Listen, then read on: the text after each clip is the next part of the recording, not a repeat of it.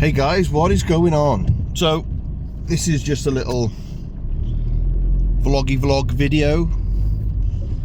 I've got a few errands to run this afternoon, and yeah,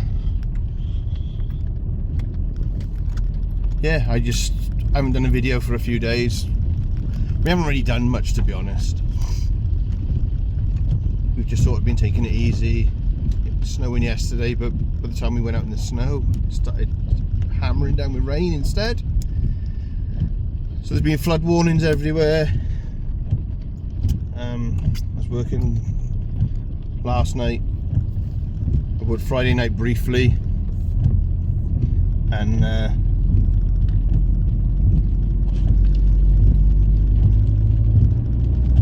worked Friday night, yeah, briefly, then I ended up going home early. Then I worked Saturday night, ended up going home early because of the snow. Worked Sunday night, did pretty well last night, not gonna lie. Yeah, just haven't really done a lot. Just sort of taking it easy, having lazy days. But once all this Christmas food is gone now, I'll be trying to eat a bit healthier, cut down eating all the junk I've been eating. So yeah, so last night I had in fact this weekend, I've had a few funny stories. I picked up this one woman when it was snowing, and I said, she goes, "Will you have any taxis later?" I said, "No." I said, "I think we're going to be closing early tonight because of this weather." And she's like, "Oh, what, there won't be any taxis at all?" I was like, "No, we've closed." She was like, "Oh, okay." She goes, "Oh, I'd hate to have to do a new airport run in this weather." I said, "I know." I said, "I don't think, even if we had any, I don't think we'd be doing them anyway." I said, "And plus, it could be different over in Bristol." And then all of a sudden, then she's checking flight plans. This plane's been delayed an hour. This plane's been delayed by 53 minutes. And I was like, "Oh," she goes, "I hope it doesn't rain. Hope it doesn't snow when I go on holiday." Thinking, yeah, she's going on holiday soon. No, she's not going on holiday till March. She's checking flights to see if they're cancelled or delayed now. And I was just like, right, okay. And then as I got to her house, there was a few inches of snow on the floor. It was really, really bad. And she's still asking me. So there'll definitely be no taxis later on tonight. And I was just like, no, they won't. I said, if this weather's like this, I said, I'm literally going to be picking you up, doing one more run after this, and then I'm finished for the night. They're closing the office. So there'll be nothing later on, say about 10, 11 o'clock. I felt like saying, what do you not understand? And then I got spotted twice last night by a couple of followers off TikTok. They're both lovely. This one woman, she seemed to know every video that I've done. She just said she loves them, and she was really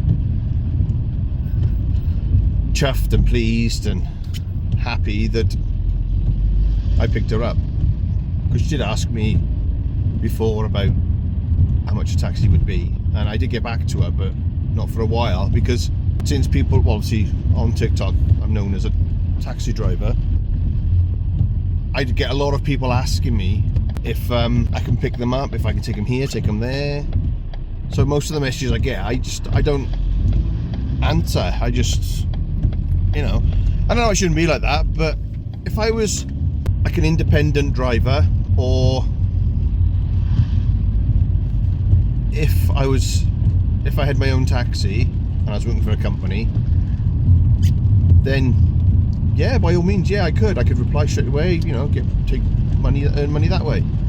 But I'm not. I work for a company, so I can't just sort of do that. They were all lovely, don't get me wrong. And the other guy I picked up, he was in a minibus, and they went to a darts competition. And if they won, they would have gone top of the league. And they went into it quite positive. And they did actually win at the end of it. They were top of the league, and they were really happy about it. The one guy that was in here, he said he's followed me for a few months. He said he thinks my videos are amazing. He thinks they're class. He said, you know. And one guy said, "Oh, will you follow me? I do TikTok videos." And the one guy that said he really liked my videos, he said to me, he said, "Oh, I've been waiting for you to follow me for like 2 months now." He said, and when he went to get out, then I just said to him, "Look, what's your name? I'll follow you." I said, you know, I said, "I wasn't being rude. I just don't tend to follow people." And he was like, "All right, okay." So there we have it. So I'm just gonna go. I'm gonna have to go outside whatever I do now. Right. So I'm at my first errand. So I shall speak to you in a bit. So since having problems with my last job, I've gone back to taxiing full time. And the only reason I left the last job is because my wife was ill for 3 days with this flu. She was really bad. She was bedbound for 2 days. And the one day, which was the second day she was ill, she said to her boss that it's our son's Christmas play and that she wants to go and see it, even though she's not 100%. But then she'll come home and go straight to bed. And her boss said, "Yeah, it's fine. Just do that." My wife, she works from home, but she's well up to date with all the paperwork and stuff. She's been fantastic with her job. And went to see his play. Aidan was amazing. But there was somebody that from the college where I worked that was there as well. And they basically grassed me up. They snitched, they told tales about me going to this, about my wife going to this play. And I went as well, even though it wasn't in my contracted work hours. It was 9:15 in the morning. I don't work till 6 at night.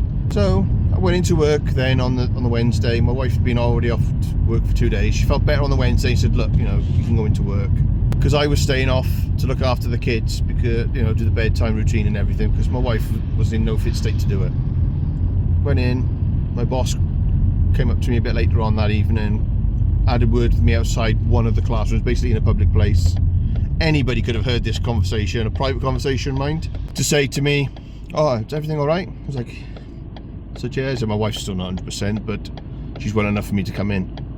She's like, "Oh, this will be brought up on your probation, mind." I was like, "Yeah, that's fine." I said, "You know, can't be helped." I said, "My wife was ill, but she wasn't ill enough to she wasn't ill enough to not miss your son's concert, was she?" And I was like, "Sorry, what?" He said, "You know, to miss your son's concert." She said, "Curtis saw you." I was like, "Right." I said, "Well, one, it wasn't in my work hours. It was 9 o'clock in the morning." I said, "So it doesn't affect me at all." She goes, "Yeah, but your wife was really ill. That's what you told us." I said, "Yeah, she was, and she had permission off her boss to go to this play. Her boss okayed it." And she was like, "Right, but this will be brought up in your probation." I said, "Yeah, that's fine." I said, "You know, do what you got to do, like." Yeah, so I was telling her it wasn't in my working contracted hours, so I went. And she kept going on about it being my probation. I said, "Yeah." I said, "That's fine." I said, "If you want to bring it up in my probation, if you want to mention it," I said, it's not a problem." So she also mentioned then that it's not going to look good for me. And I was like, "Yeah, but I wasn't ill." I said, she turned around to me and she said, "Oh, you could have come in after the kids went to bed." And I went, How could I possibly do that?" I said, "My oldest son is in the process of getting tested for ADHD." I said, "He's got ADHD. You know, it just hasn't been confirmed." I said, "He doesn't switch off some nights till gone 10 o'clock. I said, "Do you want me to come in after 10 o'clock at night to go and come in and do my cleaning?" I said, "Everything will be locked up. I'd be the only person here." I said, how do you expect that to work?" And she was like, I said, "Exactly." I said, "It wouldn't work. It's impossible." I said, if I could have, do you think I would have tried that?"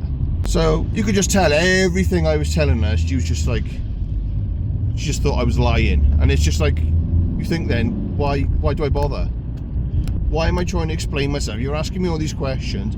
I'm explaining myself to you, telling you the truth. I could be spinning you a line, but I'm not. I'm telling you the truth, and it's just not good enough. You're just fobbing me off. You're just like going, "Yeah, oh yeah, yeah," sort of thing, like, you know? Like you used to at school when you'd go, somebody be telling you something and you'd be going, "Oh, itchy chin, which means they're lying, like you don't believe them. How that worked out, I don't know how that came around. I haven't got the foggiest. But it was just ridiculous. And she ended up walking away from me because I was answering everything she was throwing at me, and she didn't like it because she thought she was going to try and catch me out.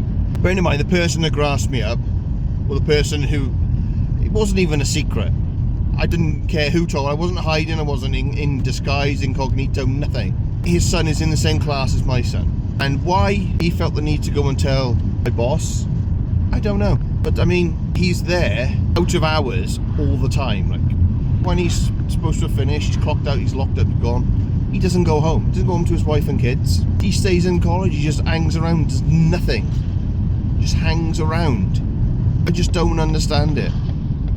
When I finish work, the first thing I want to do is get home, not hang around a college, which surely shouldn't be allowed, thinking about it, because it's with students.